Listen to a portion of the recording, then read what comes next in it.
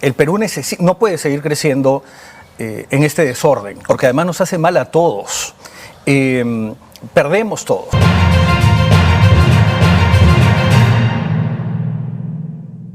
Bueno, nos metemos en otros asuntos importantes.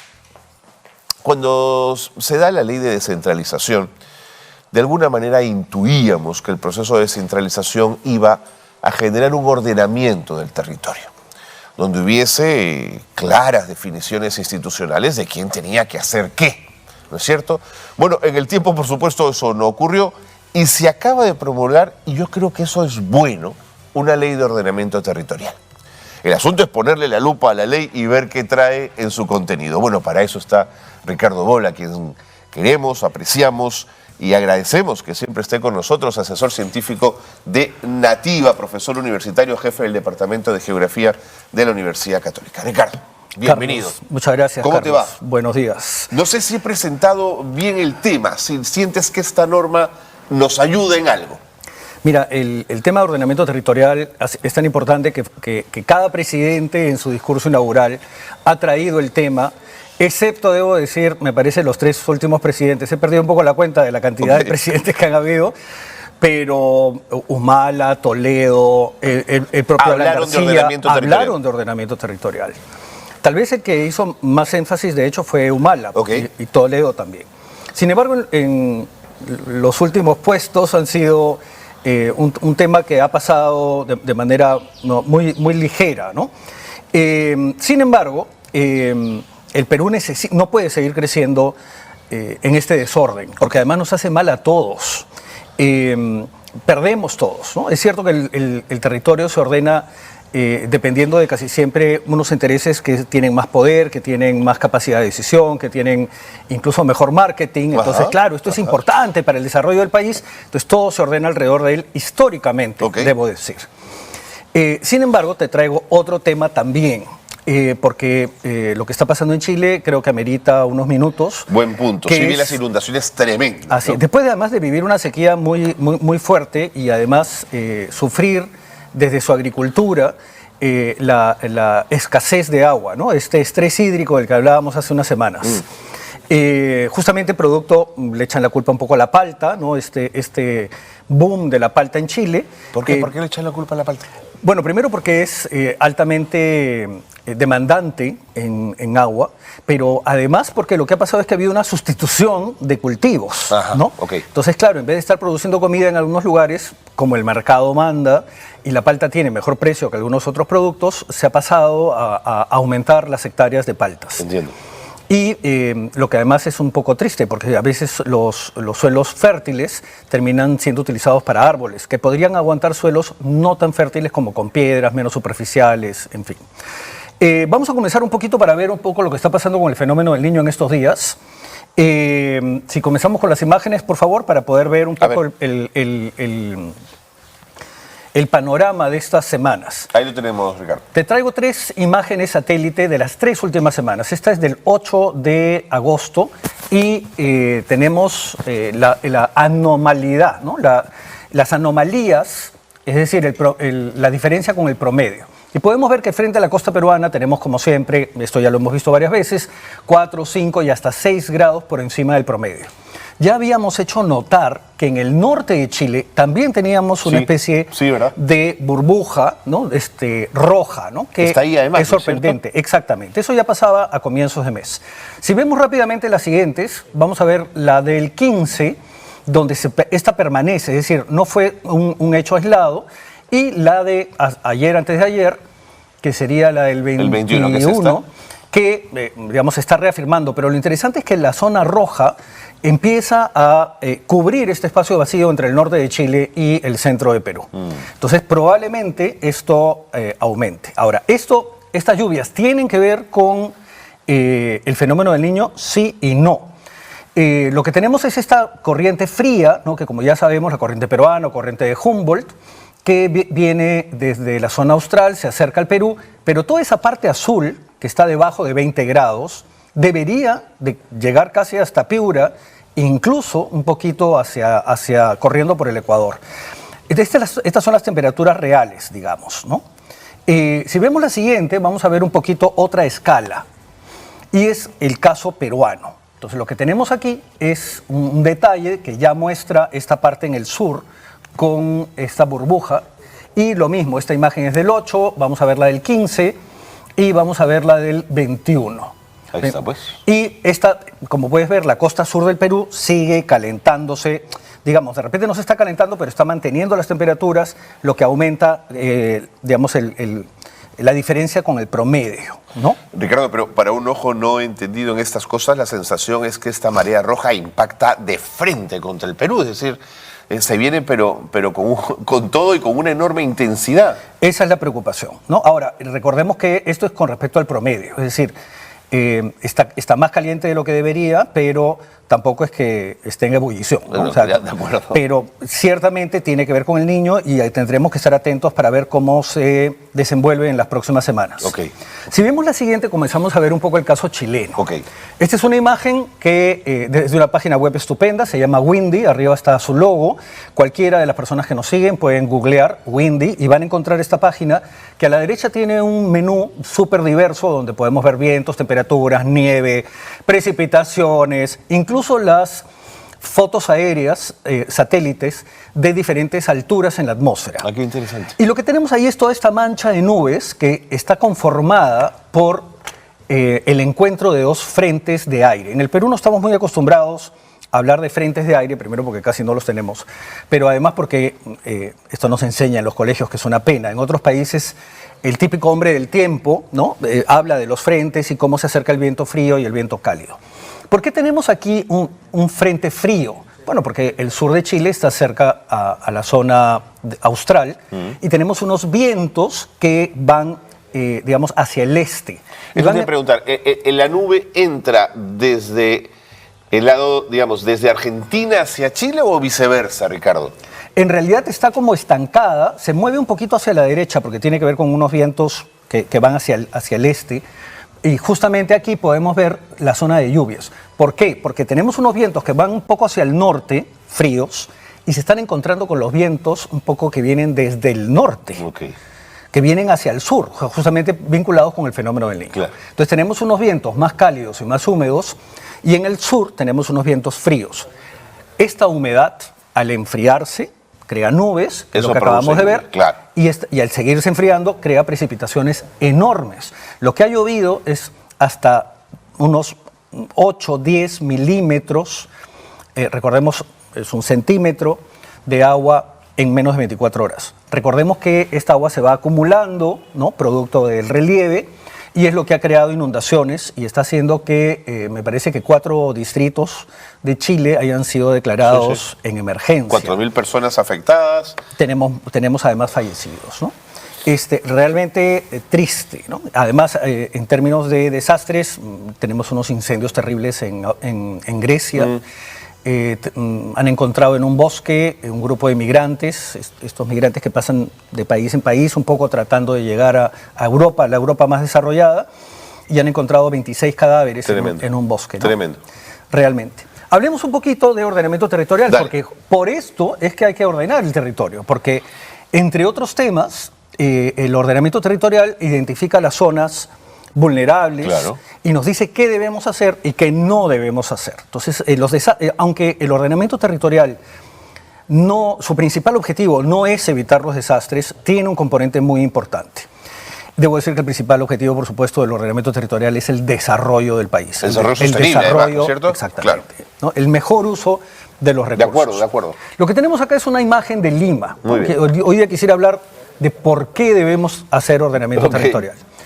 Cuando haya menos crisis globales podemos hablar un poquito más de la parte conceptual y la parte más técnica. No sé si adivinas de dónde es esto. Bueno, mira, por el hacinamiento yo diría que esto debe ser cerca de la zona del Rímac. Exactamente. Bueno, te he soplado porque te he puesto el título. Exactamente. He tomado una zona límite entre Callao y Lima, muy pegados a el río Rímac. Ok. Y ahí podemos ver 3 paisajes urbanos completamente distintos. En la parte inferior, que sería la parte sur de la imagen, vemos unos barrios que tienen parques, ¿no? Muy ordenados, con grandes avenidas, con pequeñas calles, ¿no? Un poco en esta idea de la macromanzana, si quieres. Sí. En la parte central vemos ahí un poco de desorden, ¿no? Porque vemos unas zonas chiquititas, ya no hay parques. También vemos unas manzanas con grandes espacios. Sí. Esto es esto es Son zona las del parque fabriles, ¿no? industrial. Claro, exactamente. claro. Esto es la avenida Venezuela, ¿no? Así es. La avenida Colonial. Y ya más cerca al río Rímac vemos unas zonas con casas muy pequeñas, Sí. ¿no? Producto de digamos, un proceso de urbanización un poco más informal. A ambos lados del río, A además, ambos ¿no? lados del río, exactamente. Entonces aquí vemos tres paisajes completamente distintos. Entonces, yo lo primero que preguntaría es dónde les gustaría vivir. Claro. ¿No? Obviamente necesitamos parques, avenidas grandes, casas de tamaños, digamos, cómodos. Entonces aquí tal vez deberíamos repensar lo que estamos haciendo. Y lo que ha sucedido es que la ciudad se ha comido la zona industrial está dentro de la ciudad y esto representa un problema porque por supuesto por ahí hay camiones, son peligrosos, no hay zonas verdes, tenemos bulla toda la noche, hay gases, entonces hay una serie de problemas, digamos, en términos de desórdenes urbanos.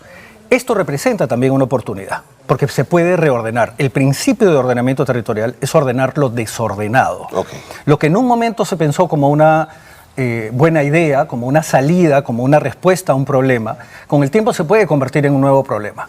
Y eso es lo que ha sucedido con este parque industrial. Digamos, desde esa fotografía, la cantidad de metros cuadrados de áreas verdes por ciudadano es casi inexistente.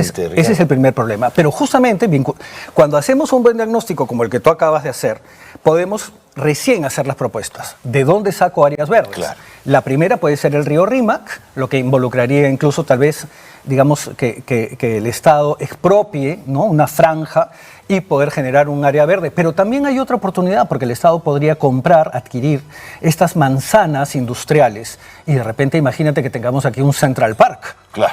¿No es cierto? Porque todo esto podría convertirse en 2 o 3 manzanas de áreas verdes con servicios para toda la comunidad. Entonces, claro, si vamos a dejar esto en manos del mercado, esto va a terminar forma, pues. lleno de... Tendríamos torres. A eso torres, voy. ¿no? Claro. Tendríamos centros comerciales, Claro. ¿no? Tendríamos torres de viviendas y cada vez más necesidades. Si vemos la siguiente, es un caso que tal vez recuerdes. Este fue, yo tengo pésima memoria, Secocha, en el sur del Perú.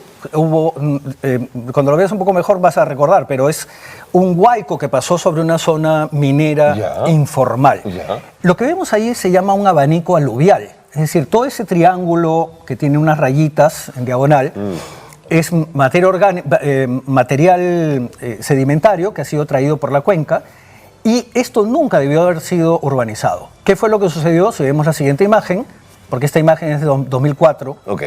La siguiente imagen es de 2016 y podemos ver lo que Imagínate. sucedió. Claro, cuando pasó un huaico, se llevó el pueblo. Se llevó el pueblo, claro. ¿No? Claro. Entonces, estos son desórdenes que además, como te digo, son resultado tal vez incluso de decisiones bien intencionadas, porque vieron una oportunidad, había una zona de minería, la municipalidad dijo, acá no pasa nada, la población necesita vivienda, este es un buen lugar. Y sin embargo, no consideraron los riesgos, tema que está vinculado con el ordenamiento territorial. Si vemos la siguiente... No, pero la foto es absolutamente explícita del Así problema, Ricardo.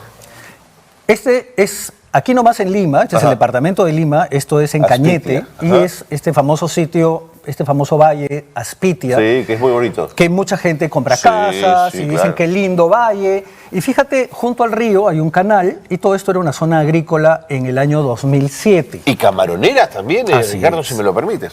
¿Qué es lo que sucede? ¿No? Incluso un poquito más al norte se ve como grandes campos de cultivo que son un poquito más tecnificados. Ok. Entonces, esta es una zona agraria. Entonces, todo el mundo quiere vivir en el campo, todos quieren tener una calidad de vida, pueden hacer un esfuerzo, comprar un terreno y decir, mira, hay que construir una pequeña casa de campo. ¿Qué es lo que sucede producto de estas decisiones individuales? Vamos a ver la siguiente imagen y vamos a encontrarnos con un proceso De urbanización. urbanización, de cambio en el uso del suelo, ese es el concepto técnico, y podemos comenzar a ver piscinas, jardines. Esto está bien, todos tenemos derecho a tener una segunda residencia, todos tenemos derecho a pasar vacaciones, a invertir, eso no es problema, pero tenemos que pensar en dónde, ¿no? De lo que tenemos es un espacio agrícola, tenemos un suelo fértil que deja de ser fértil. Esto está pasando en muchos valles de la costa peruana. No solo de la costa, está pasando en la sierra y en la selva. En una costa estéril, además, ¿no es cierto? Pero que además necesitamos producir alimentos.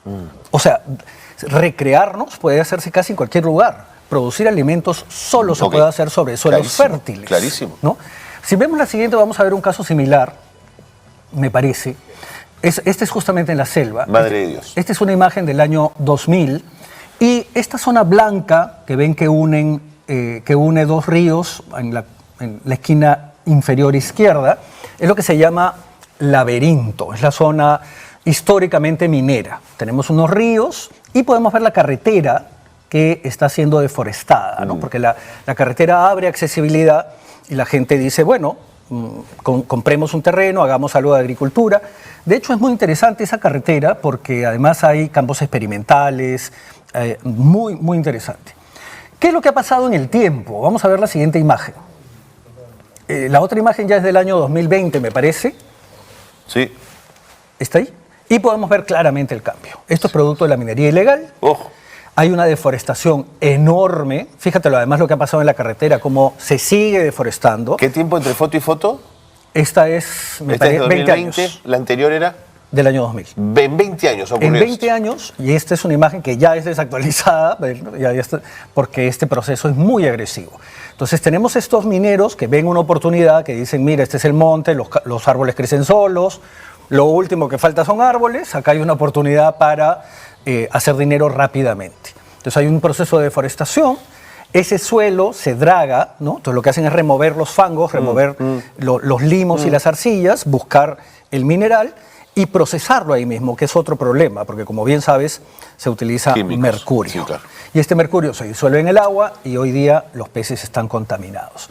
Estas transformaciones son importantísimas porque además ya sabemos que son espacios de violencia, de prostitución de niños, niñas y adolescentes. Hay una serie de problemas en este lugar. ¿Y cómo el ordenamiento territorial cambiaría esta situación, Ricardo? Bueno, primero orientaría las actividades mineras que son necesarias, ¿no? Es imposible estar en contra de la minería, pero sí necesitamos una minería ordenada, una minería sostenible, una minería, digamos, amigable con con sus propios empleados, porque esta gente además vive en condiciones infrahumanas. Sí. No tienen agua, no tienen desagüe, si se enferman no hay un puesto médico. Son espacios además de alta violencia, ¿no? De mafias. Entonces podemos ver una serie de problemas en el país a los que les hemos dado la espalda y pensamos que, digamos, no mirando, ¿no?, se van a resolver solos. Esto no va a pasar. El Estado en sus 3 niveles debe de asumir estos retos y reflexionar con todos los actores sobre qué país queremos, ¿no? Qué región queremos, qué provincia queremos, qué distrito queremos, qué barrio queremos. Y comenzar a tomar decisiones entre todos los actores. Te entiendo perfectamente. Tengo un par de imágenes más que quisiera mostrarte. A ver, claro que sí, claro que sí. Para hacer una introducción, a ver si la próxima tenemos un semana poquito de podemos tiempo. entrar un poco más a fondo. Dale. Esta zona de aquí es Máncora. Esta es una foto del año 2007. Entonces, claro, mucha gente quiere tener una casa en la playa, pasar el verano. Entonces, tenemos una playa amplia y lejos de la playa aparece la ciudad, el pueblo. Pero ya en esa foto comenzamos a ver lo que está sucediendo en las playas. La propia playa, que es definida como la zona que se barre por las olas en el tiempo, ¿no?, la parte de arena, ha comenzado a ser urbanizada. Entonces, claro, todo el mundo quiere tener vista al mar. Claro. Entonces, A pie de playa. me voy, exactamente, esa es la expresión, a pie de playa. ¿Qué ha pasado en el tiempo? Vamos a ver la siguiente imagen. Oh, Entonces, no solamente ha crecido el pueblo, sino que además ya no hay playa. O sea, la gente poco más y se pone sobre el agua, ¿no? Entonces, claro, cuando hay un maretaje, cuando hay un poquito, sube el nivel del mar, cuando cambian los vientos, estas casas se inundan, la gente pide ayuda a la municipalidad, pero esto es parte otra vez de un desorden. Insisto, no es que no podamos tener casas de playa. Este proceso está pasando en toda la costa peruana. Todas las playas de la costa peruana están siendo urbanizadas de manera descriteriada. Y no está mal que tengamos casas en las playas, pero además usemos una playa y dejemos otra. Porque recordemos que aquí hay tortugas, hay vida marina, entonces hay toda una riqueza de la que nos ufanamos. Y sin embargo, claro, ¿a dónde van estos desagües? y esta foto, ¿podemos ponerla a full pantalla, compañeros, por favor? ¿Crees que también traduce las brechas socioeconómicas? Es decir, hacia la playa, quienes más poder adquisitivo tienen, hacia la zona del pueblo, quienes menos dinero tienen. Bueno, digamos, la gente que vive ahí no necesita tener una casa de playa, pero aquí lo que sí tenemos son dos grupos, digamos, casi culturales ¿No es diferentes. cierto? Porque son dos formas de vida. Tenemos gente que vive todo el año y tienes gente que, digamos, compra una propiedad para vivir en verano Ajá. y alquilarla el resto del año. Entonces, los problemas que generen no los van a sufrir Claro. estos habitantes temporales.